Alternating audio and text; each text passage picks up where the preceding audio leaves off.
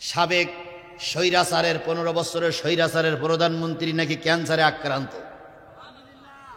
আলহামদুলিল্লাহ বলবেন কি সুবহানাল্লাহ বলবেন, ওরা বাড়িকে বলে নিয়ে এখানে বলার দরকার নেই। এখন উনি ক্যান্সার আক্রান্ত এবং উনি একটা স্ট্যাটাস দিয়েছে যে আমি আর রাজনীতির অঙ্গনে যাব না, যেহেতু আমি যে কদিন আছি মরণব্যাধি ক্যান্সারে আক্রান্ত, কয়দিন বা বাঁচি, আমি আর লোকের অভিশাপটা কুড়বো না।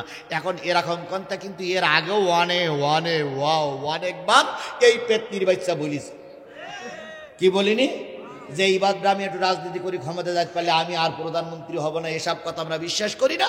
তবে যেটা শুনলাম সেইটাই বললাম, উনি নাকি ক্যান্সার আক্রান্ত। ক্যান্সারে হোক আর ডায়াবেটিস হোক আর যা হোক, আল্লাহ যেন এর কবলে আমাদের আর না ফেলে। এর কবল থেকে আল্লাহ দেশটারে বাঁচাক, আমাদের বাঁচাক, এই 18 কোটি মানুষের বাঁচাক, সবাই বলেন আমিন। আর ভারত, তুমি মনে করতেছো যে তোমার ম্যাডাম রে তুমি জায়গা দিয়ে আনন্দে আছো? না না না, এ সে জাতের জাত না। এ সুযোগ পালি তোমারও প্রেমের কলে ফেলে তোমারও সর্বনাশ করবে। এ সেই ডাইনির ডাইনি। ভালো হয়ে যাও, ভালো হয়ে যাও মাসুদ তুমি, এ কথাকে বলবে আর পালিয়ে গেছে কাউয়া কাদের, কেউ জানে না খবর তার। ভালো হয়ে যাও, ভালো হয়ে যাও মাসুদ তুমি, এ কথাকে বলবে আর পালিয়ে গেছে কাউয়া কাদের, কেউ জানে না।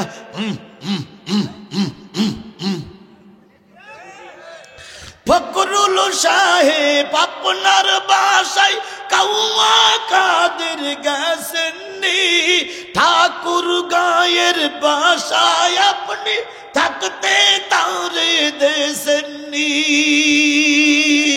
তার সাথে যে হিসাব বাকি, হায় হায়, তার সাথে যে হিসাব বাকি আছে কোটি জনতার, পালিয়ে গেছে কাউয়া কাদের, কেউ জানে না, কেউ জানে না খবর তার। ভালো হয়ে যা।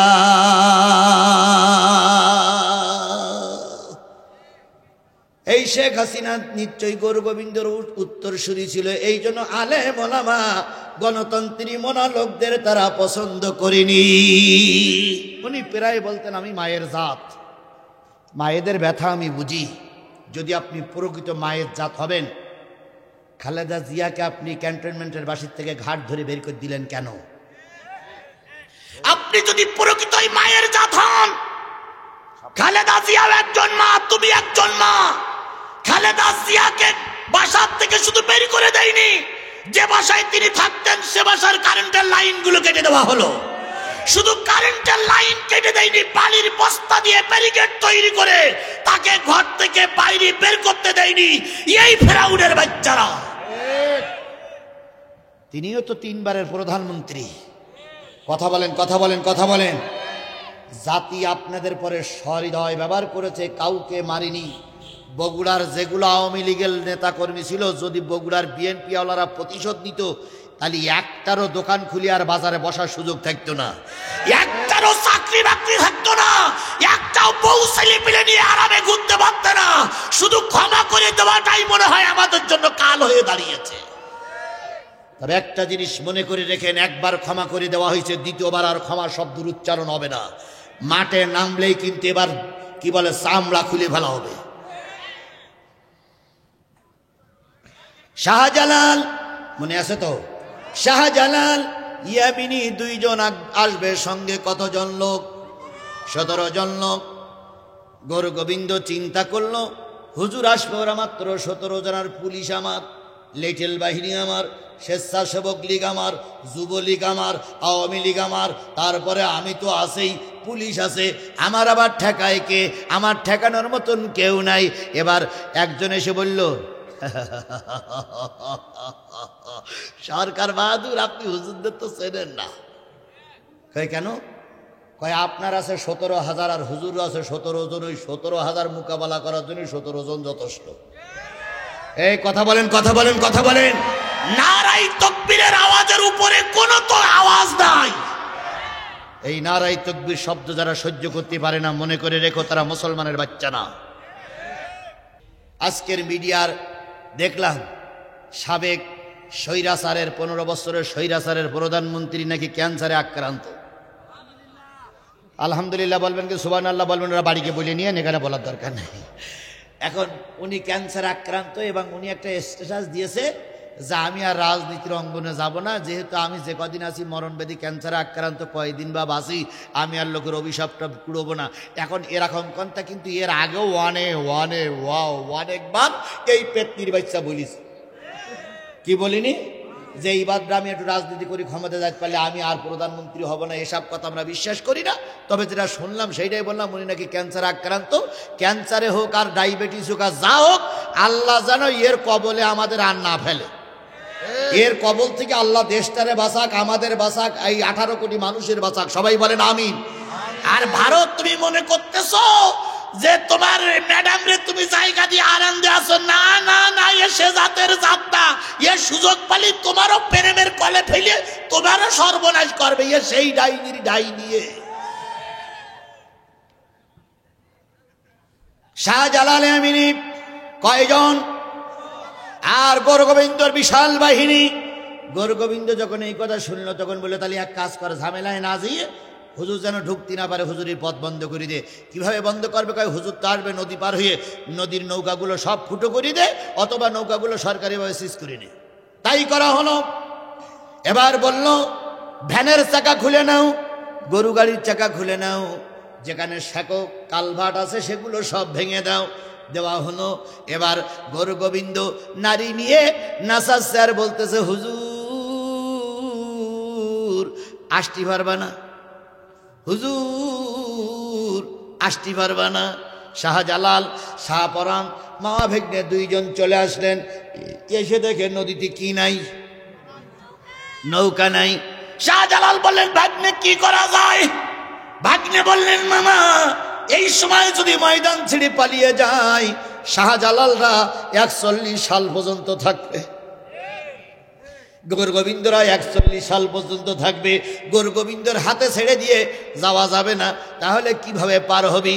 এবার শাহপরাণ বলল মামা সাঁতার দেওয়া যাক। কয় নদীতে পানি অনেক বেশি, কুমির আছে। কয় হোক, আল্লাহর নামে সাঁতার দেন।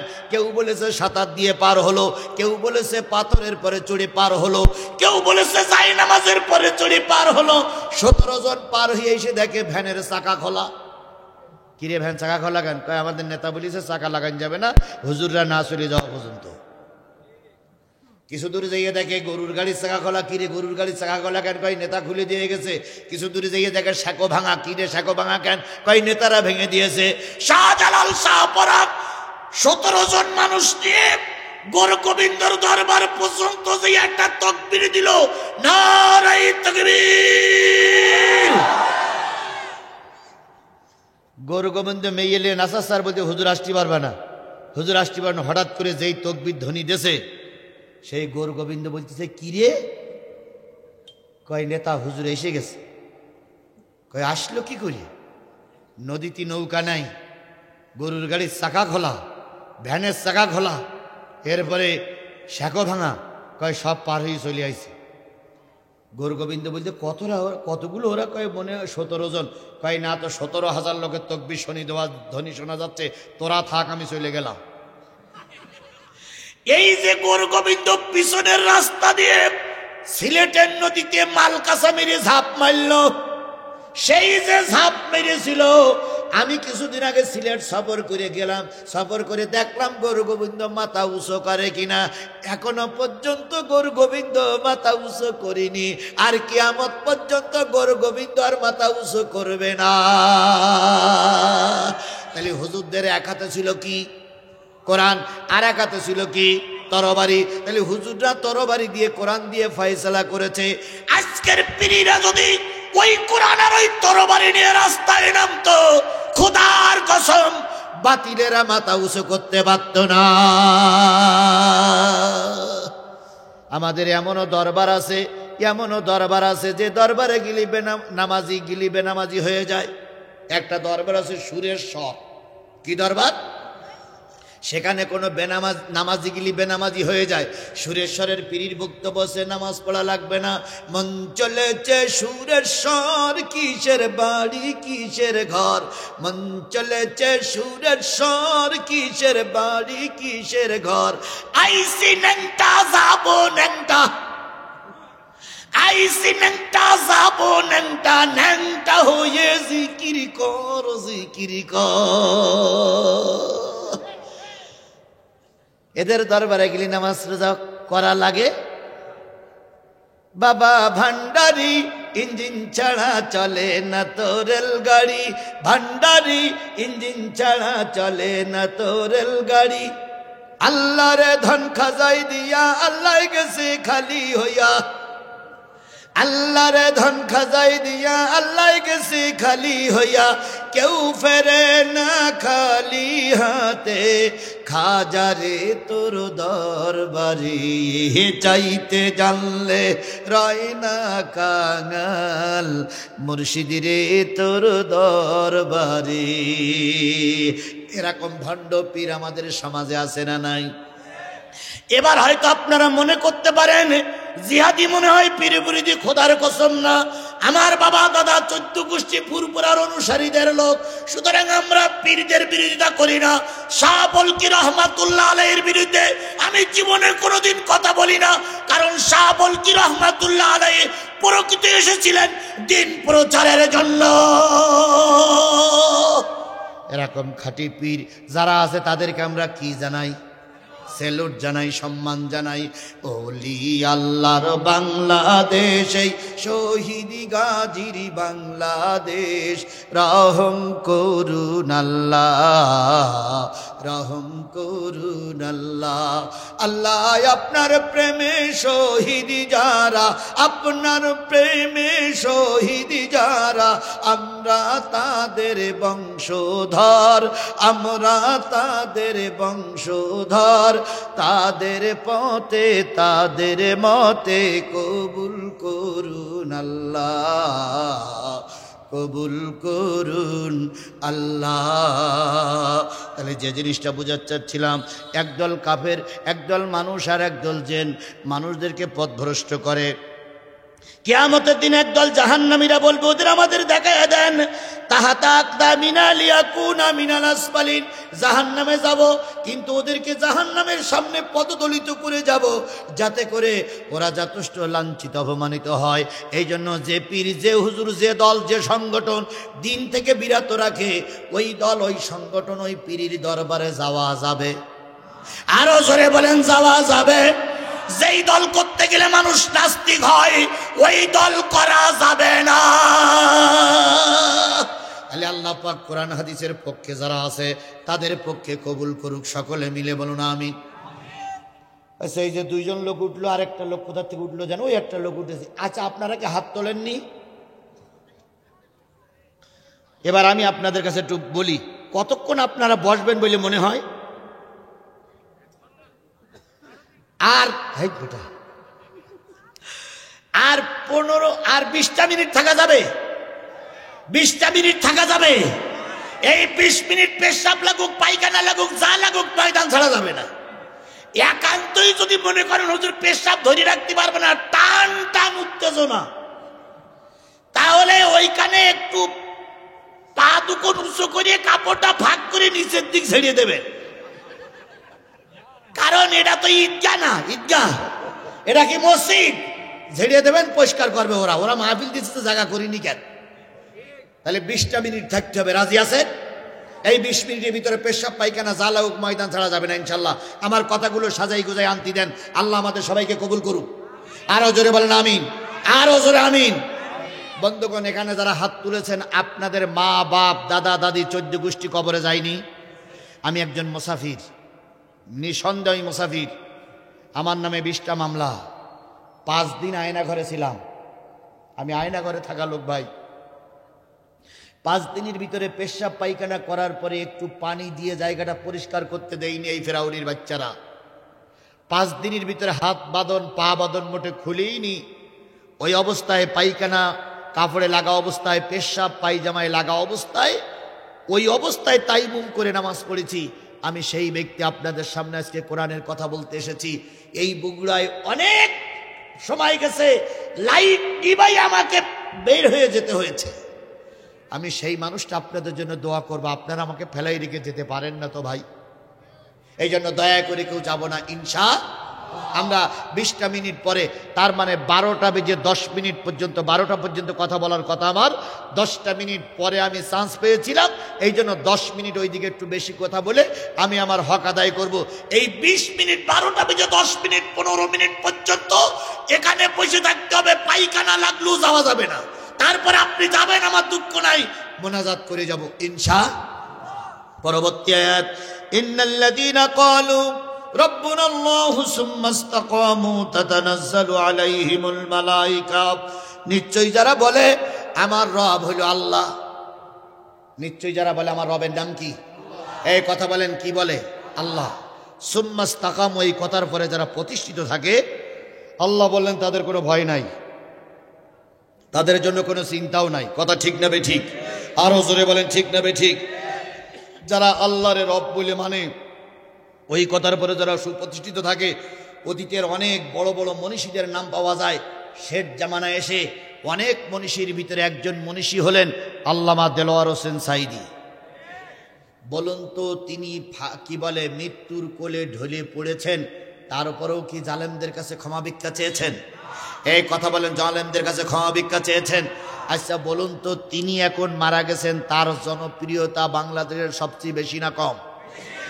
আজারির মাহফিলে 10 থেকে 15 লক্ষ, 20 লক্ষ, 30 লক্ষ লোক হচ্ছে।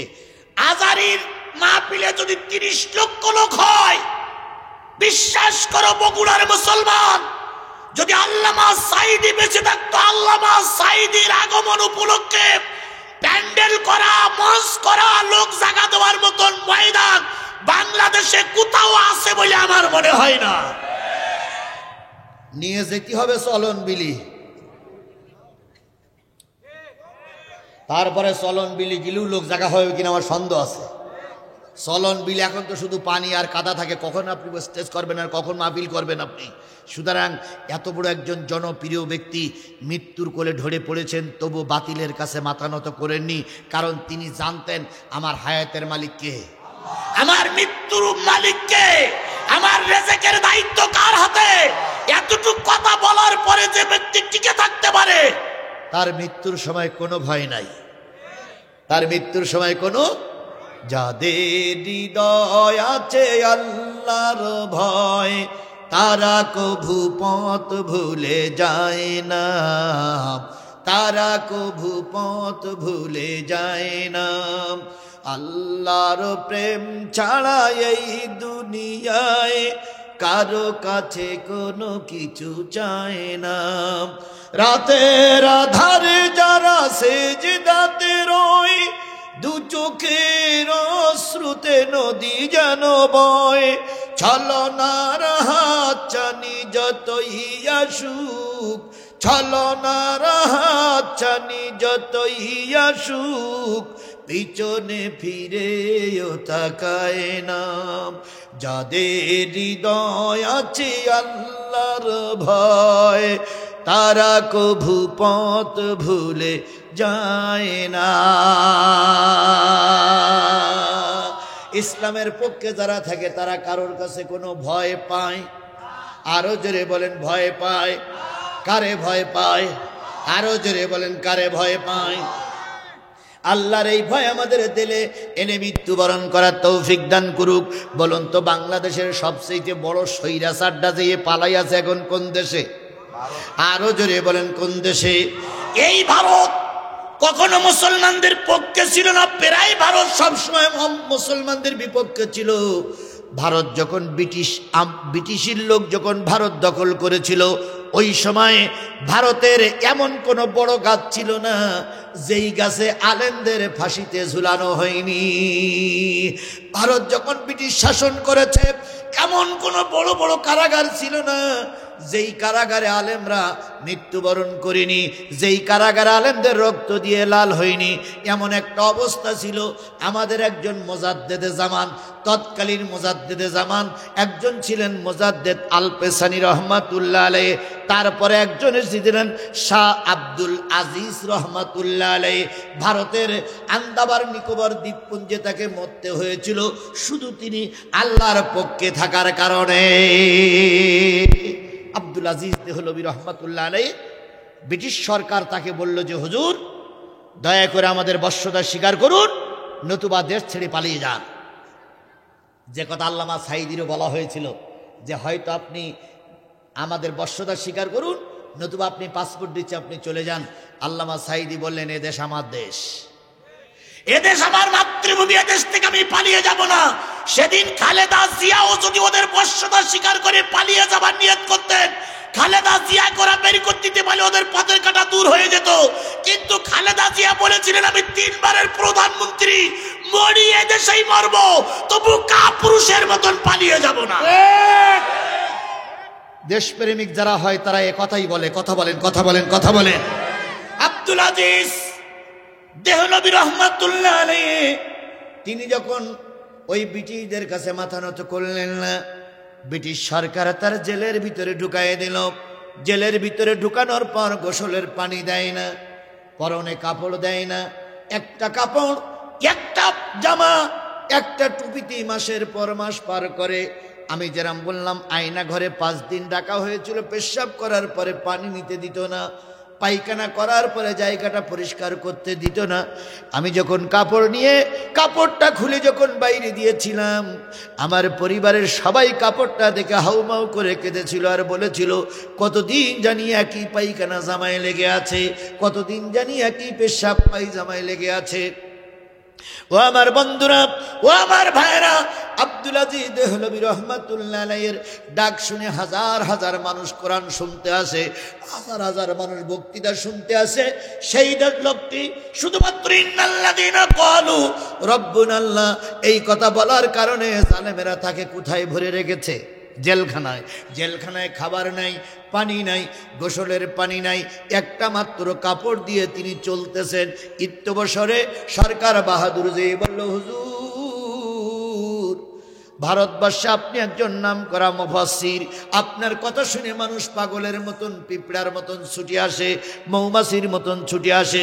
শুধু একটা বার যদি আপনি আমার বশ্যতা স্বীকার করেন, আপনাকে রাজদরবারের একটা উচ্চ পদ দিয়ে দেব, আপনাকে উচ্চ সম্মান দিব, আপনার খাওয়ার ব্যবস্থা থাকার ব্যবস্থা করে দিব। আহত বাঘের মতন আব্দুল আজিজ দেহলভী গর্জন করে উঠে বললেন শরীরে শেষ রক্তবিন্দু থাকা পর্যন্ত জালিমের কাছে মাথা নত করব না। আব্দুল আজিজকে অনেকবার লোভ দেখানো হলো, কোন লোভে যখন আব্দুল আজিজ মাথা নত না করলেন, শেষ পর্যন্ত সরকার বাহাদুর চিন্তা করল আব্দুল আজিজকে মেরে দিতে হবে। যদি আব্দুল আজিজকে ফাঁসির মঞ্চে মেরে দেওয়া হয়, গোটা ভারতবর্ষে বিরোধিতা শুরু হবে। যদি গুলি করে মারা হয়, বিরোধিতা করবে। যদি আব্দুল আজিজকে জেলের ভিতরে ভরে রাখা হয়, যত মুসলিম আছে সব কালেমা পড়ি মুসলমান হয়ে যাবে।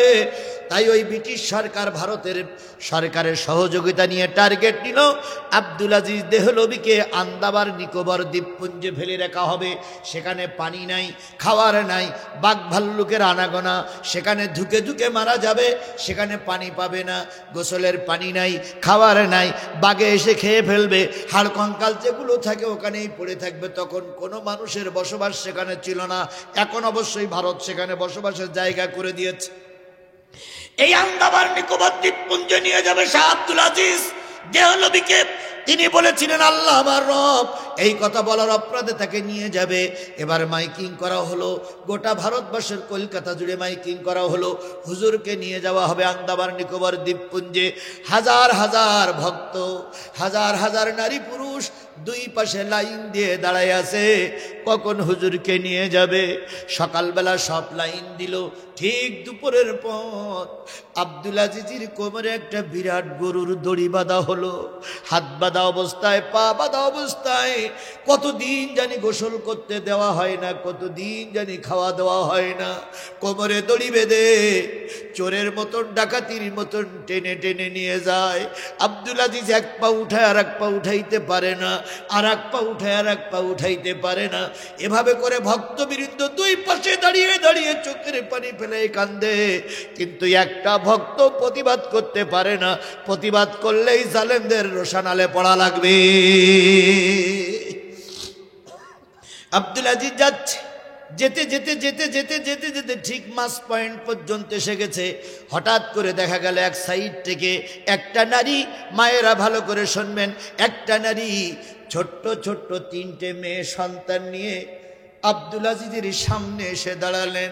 ওই মহিলাটার বোরকা পরা ছিল, মহিলাটার আপাত মস্তক ঢাকা ছিল, কে এই মহিলা চেনা যায় না। হঠাৎ করে ওই নারী আব্দুল আজিজের সামনে এসে বলতেছে, স্বামী তুমি তো যাচ্ছ আল্লাহর সন্তুষ্টি অর্জনের জন্য, আমাদের জন্য কি নসিহত করে গেলে? আব্দুল আজিজ থমকে দাঁড়ায় গেলেন, স্ত্রীর মাথায় হাত দিয়ে পড়েছ।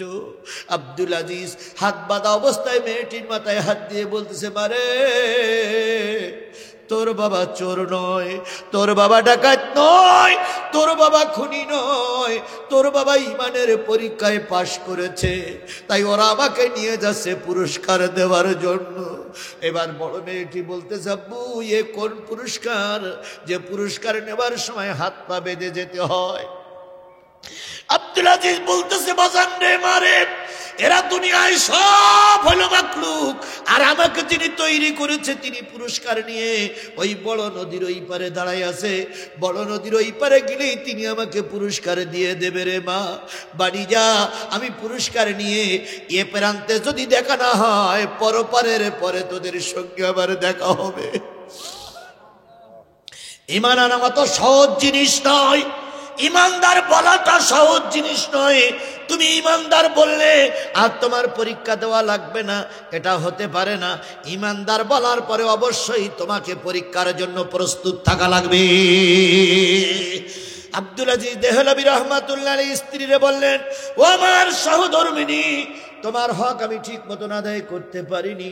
আমার বাচ্চাগুলো যখন আমাকে পাবে না, মা মা বলে, আব্বা আব্বা বলে যখন কানবে, তুমি ওদের মা, তুমি ওদের বাবা, তুমি ওদের সান্ত্বনা দিও। তোর বাবা পরকালের জান্নাতে পাড়ি জমিয়েছে, তোরা গেলেও একদিন জান্নাত পাওয়া যাবে। ফুলবাগানে তোর আব্বা খেলা করতেছে।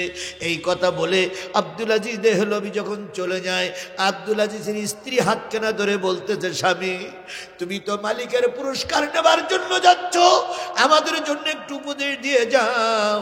আব্দুল আজিজ বললেন, ও আমার স্ত্রী, আমি যে পথে চলেছি আমার বাচ্চাগুলো সহ তুমিও সেই পথে এসো, একই জান্নাতে তোমার আর আমার সঙ্গে দেখা হবে। আব্দুল আজিজকে নিয়ে যাওয়া হলো, আন্দামান নিকোবর দ্বীপপুঞ্জ ফেনায় রেখে আসা হলো। ওখানে ঢুকে দিকে তিনি মারা গেলেন, তবুও তিনি বাতিলের কাছে মাথা নত করেন নাই। তাহলে ইন্নাল্লাযীনা ক্বালু রাব্বুনাল্লাহ, যারা বলে আল্লাহ আমার রব, লা তাখাফু ওয়া লা তাহজানু, তাদের জন্য কোনো ভয় নেই, তাদের জন্য কোনো চিন্তা নাই। ওয়া আবশিরু বিল জান্নাতিল্লাতী, তাদের জন্য রয়েছে জান্নাতের সুসংবাদ। ওই জান্নাতের সুসংবাদ নিয়ে আমরাও মৃত্যুবরণ করতে চাই কি চাই না? আমরা ওই জান্নাতের মালিক হতে চাই কি চাই না?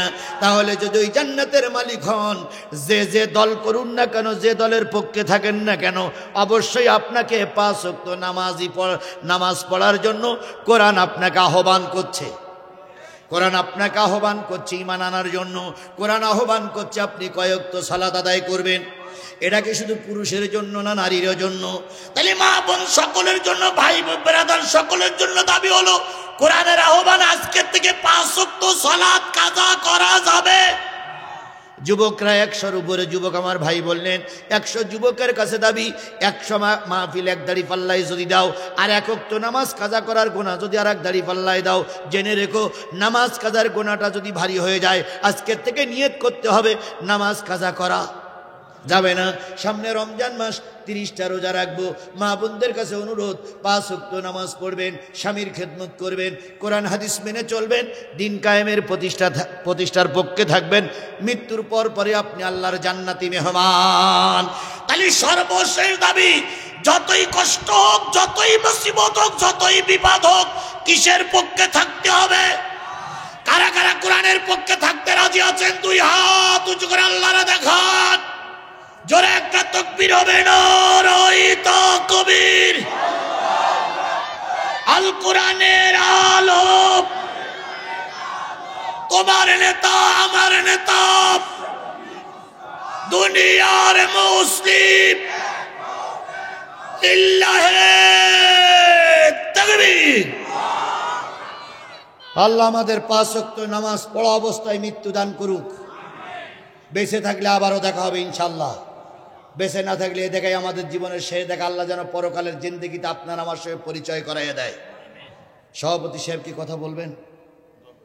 আস্তাগফিরুল্লাহ রাব্বি মিন কুল্লে জামবেও ওয়া তুবু ইলাইহি লা হাওলা ওয়ালা কুওয়াতা ইল্লা বিল্লাহিল আলিয়্যিল আযীম। আল্লাহুম্মা আমিন। রব্বানা যালামনা আনফুসানা ওয়া ইল্লাম তাগফির লানা ওয়া তারহামনা লানাকুনান্না মিনাল খাসিরিন। রব্বানা ইন্নানা আমান্না ফাগফির লানা যুনুবানা ওয়া কিনা আযাবান নার। রব্বিরহামহুমা কামা রব্বায়ানি সগীরা ওয়া কুর রব্বিরহামহুমা কামা রব্বায়ানি সগীরা।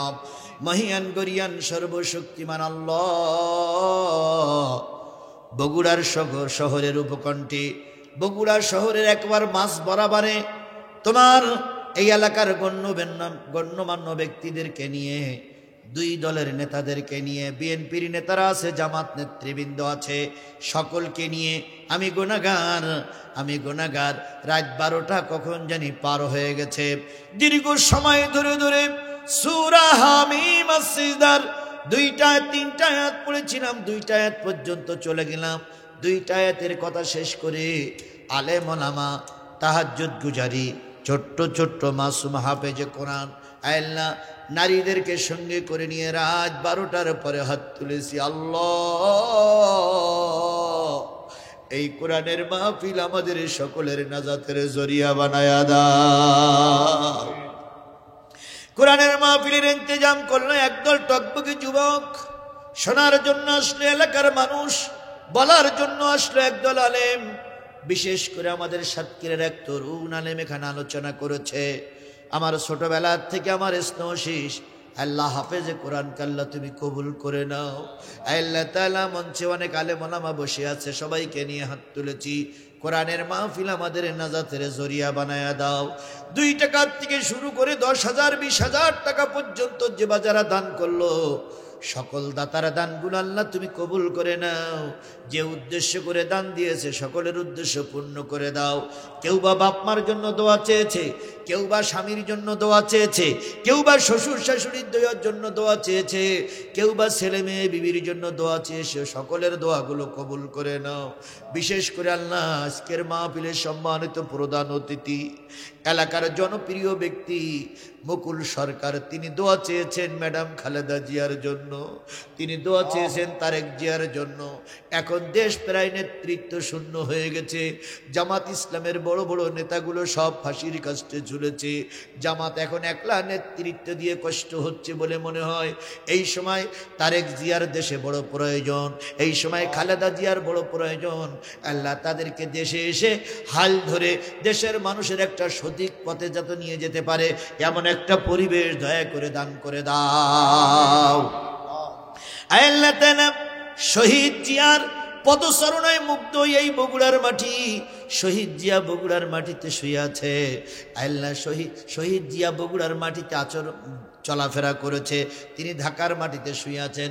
শহীদ জিয়ার এই এখান থেকে দোয়া করে আল্লাহ তুমি তাকে সহ সবাইকে তুমি মাফ করে দাও।